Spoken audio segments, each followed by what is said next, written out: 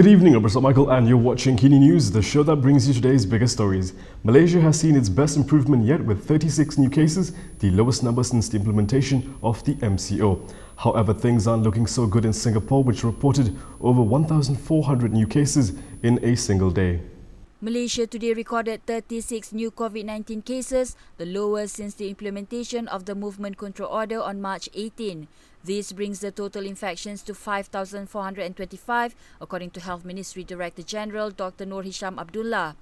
Another 98 patients have recovered from COVID-19 and discharged from hospital. This means a total of 3,295 patients have recovered, or 60.7% of total cases.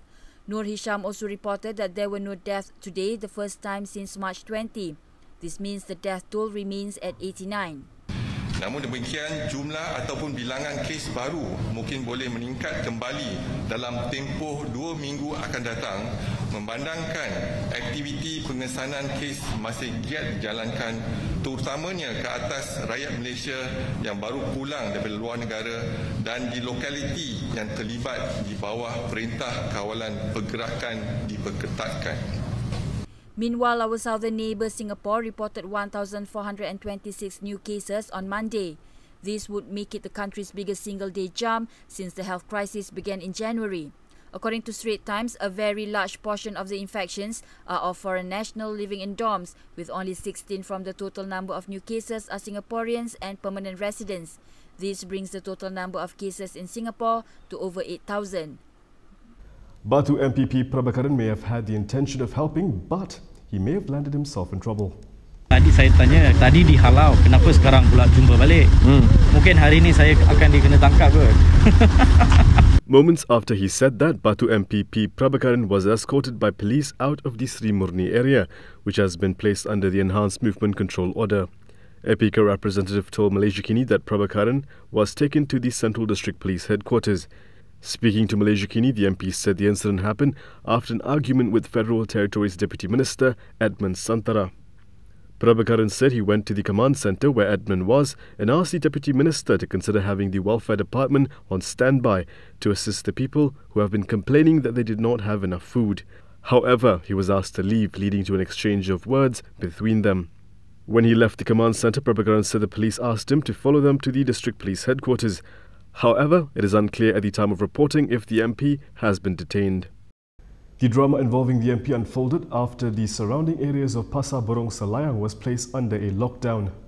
The residential areas in the vicinity of Pasar Borong Selayang have been placed under the Enhanced Movement Control Order. Barbed wires have been placed from the entrance of the wholesale market near the Batu Caves Temple roundabout up to the Sri Murni apartments. Police and soldiers were seen manning roadblocks at every junction, ordering scores of people who wanted to enter the area to head back home. Defence Minister Ismail Sabri Yaakob today has assured that fresh food supply will not be disrupted despite the area surrounding the wholesale market having been put under lockdown. Ismail said this is because the market itself will continue to operate. Di Pasar Borong itu kita tidak tutup Pasar Borong. Kita tutup kawasan perumahan. Terutamanya rakyat ramai di kalangannya rakyat Rohingya yang memegang kad UNHCR tu. Jadi kawasan itu yang kita tutup. Sedangkan Pasar Borong masih lagi dibuka seperti biasa, ya. The order takes effect from today for 2 weeks until May 3rd and will involve 8 parcels. This would be the 6th enhanced MCO made under the advice of the Health Ministry to curb the spread of COVID-19. Under such order, everyone is prevented from leaving their home under any circumstances and all businesses must close with heavy police and military presence. It's the season of face masks, but the former MB of Pahang took it to a whole new level this morning. No, this isn't a scene from Mad Max. This is former Pahang Menteri Besar Adnan Yaakob at the Pahang State Assembly today. Adnan stole the show and went viral after pictures of him donning a pink and blue respirator in the House surfaced. Other State Assembly persons also took precautions in light of the COVID-19 outbreak, but they wore relatively discreet surgical masks instead. The Pahang State Assembly sat for only 1 day today with several measures in place and only lasted for an hour. As it is the first sitting of the year, it would be convention for the state's region, Tunku Hassanal Ibrahim Alam Shah, to deliver a speech. However, in a historic change, His Majesty's speech was delivered via a recording. Does the MCO only apply to ordinary Malaysians? That's the question being asked by many on social media following several incidents involving politicians. But PDRM isn't taking sides, they're all being probed. Cops have recorded the statement of Terengganu Menteri Besar Ahmad Samsuri Mokhtar over the alleged breach of the movement control order after pictures of him standing with several men at the house of Terengganu UMNO Liaison Committee Chairperson Ahmad Said went viral last week. Samsuri arrived at the Terengganu Police Headquarters at about 4 p.m. on Sunday, and pictures of his arrival were also posted on the Terengganu Police official Facebook page. Terengganu Police Chief Rosli Chek said Samsuri will be investigated under Section 6 of the Preventive and Control of Infectious Diseases Act.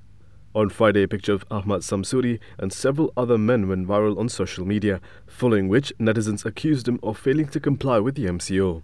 Meanwhile, in a separate high-profile case, Inspector General of Police Abdul Hamid Badr revealed that the investigation paper on Deputy Health Minister Dr. Nur Azmi Ghazali, who was said to have violated the MCO when he attended a lunch event at a religious school in Perak recently, is expected to be completed today. He said upon completion, the investigation paper will be submitted to the public prosecutor for further action.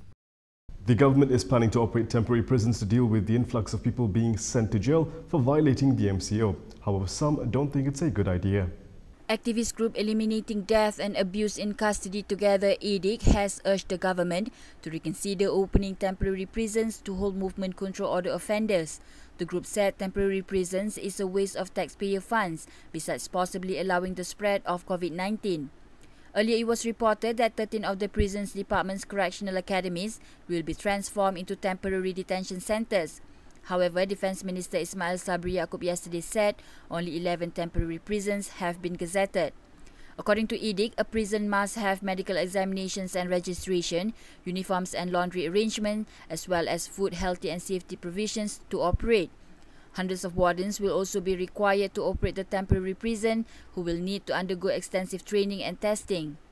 EDIC also reminded that it is the government's responsibility to take care of the welfare, health and safety of every prisoner.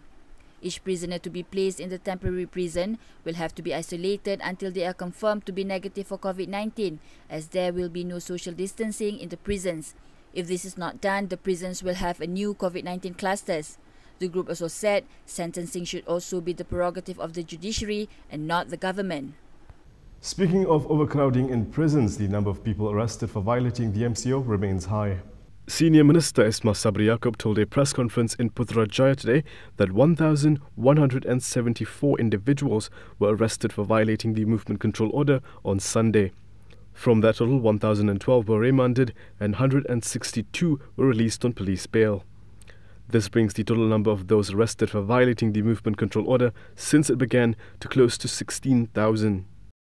Saya sekali lagi ingin mengingatkan orang ramai bahawa PKP masih berjalan seperti biasa tanpa sebarang kelonggaran. Jadi sebab itulah saya mengingatkan supaya terus patuh kepada setiap arahan yang dikeluarkan. Sebab saya nampak macam dah macam relax sikit. Seolah-olah dah habis dah PKP ni. Ramai yang keluar dan sebagainya.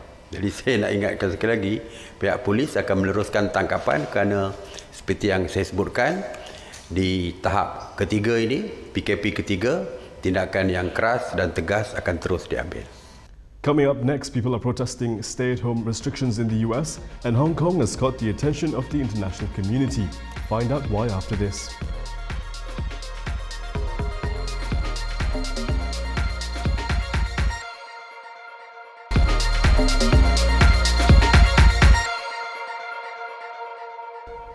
Americans are protesting the stay-at-home order in several states that's meant to keep them safe.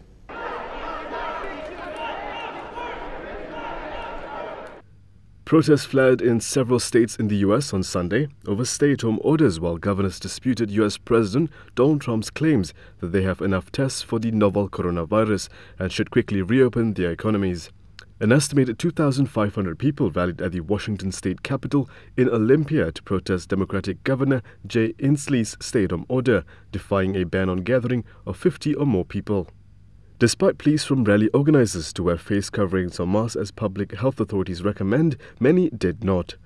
Stay-at-home measures, which experts say are essential to slow the spread of the virus, have battered the US economy, and more than 22 million Americans have filed for unemployment benefits in the past month. Demonstrations previously erupted in a few spots in Texas, Wisconsin, and the capitals of Ohio, Minnesota, Michigan, and Virginia. I haven't even received my stimulus check. So I've gone 30 days with zero income.